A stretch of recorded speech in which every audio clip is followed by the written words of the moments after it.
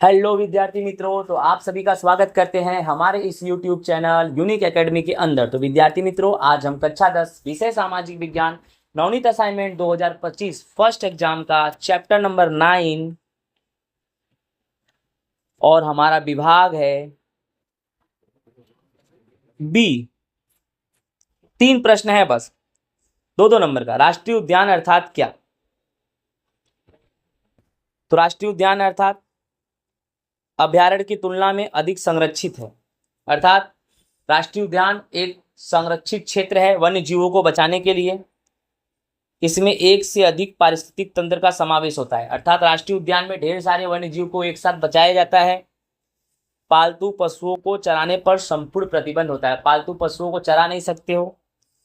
अभ्यारण्य की तरह किसी एक विशेष प्रजाति पर केंद्रित नहीं होता। अभ्यारण्य में तो कोई एक जाति के लिए ही अभ्यारण्य बनाई जाती है, यहाँ पर सभी जातियों के लिए, अलग अलग सरीसृप, पक्षी, ये सब। इसकी स्थापना राज्य सरकार, केंद्र सरकार दोनों मिलकर करती है। काजीरंगा, कार्बेट, वेलावदर समुद्री राष्ट्रीय उद्यान, गिर, दच्चीगाम, ये सब हमारे देश के महत्वपूर्ण राष्ट्रीय उद्यान है। Okay, next question. जैव आरक्षित क्षेत्र किसे कहते हैं? ठीक है, तो इसकी रचना अंतरराष्ट्रीय मापदंडों के अनुसार की जाती है। जो बायो रिजर्व बोलते हैं, बहुत बड़ा होता है, जैसे अमेजोन का जंगल है ना, वह जैव आरक्षित क्षेत्र। उस क्षेत्र की प्राकृतिक सांस्कृतिक विविधता का संरक्षण करना, यानी जहां बायो रिजर्व बनता है उस एरिया का पूरा देखा जाए, उस क्षेत्र का पूरा प्राकृतिक और सांस्कृतिक विविधता का संरक्षण करता है।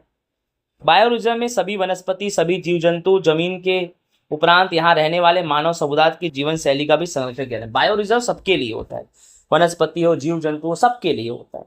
ठीक है, और 2 ही नंबर में लिखना है। बायो रिजर्व जो जैव आरक्षित क्षेत्र है उसका क्षेत्रफल लगभग 5000 वर्ग किलोमीटर से भी ज्यादा होता है। सोचो 5000 वर्ग, कितना बड़ा होता होगा। समझ में आ रहा है ना? बस बहुत हो गया, फिर भी पढ़ लेते हैं सब। जैव वैविध्य के संदर्भ में संशोधन प्रशिक्षण केंद्रों में विशिष्ट सुविधा खड़ी होती है, यानी बहुत ज्यादा यहाँ पर सुविधा भी मिलती है। इस तरह घोषित क्षेत्रों में तमाम प्रकार के बाहरी मानवीय गतिविधियों में संपूर्ण प्रतिबंध होता है, यानी वहां पर ऐसे स्ट्रिक्ट लॉ होते हैं जिससे कोई भी लोकल पीपल तो जा ही नहीं सकता, बाहर का तो दूर का है। ठीक है, समझ में आ रहा है कि नहीं आ रहा है? लास्ट क्वेश्चन, अभ्यारण्य तीनों के बारे में जानना। अभ्यारण्य निश्चित मात्रा में मानव प्रवृत्ति की अनुमति, यानी किसी एक विशेष प्रजाति को बचाने के लिए अभ्यारण्य बनाया जाता है। यहाँ पर मानव की प्रवृत्तियों पर जो नियंत्रण होता है वो रखते तो है, लेकिन निश्चित मात्रा में उनको अनुमति भी दे देते हैं।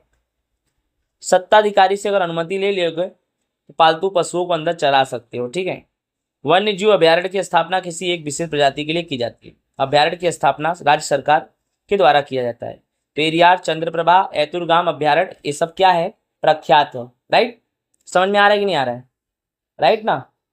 ओके, जय हिंद, राधे राधे।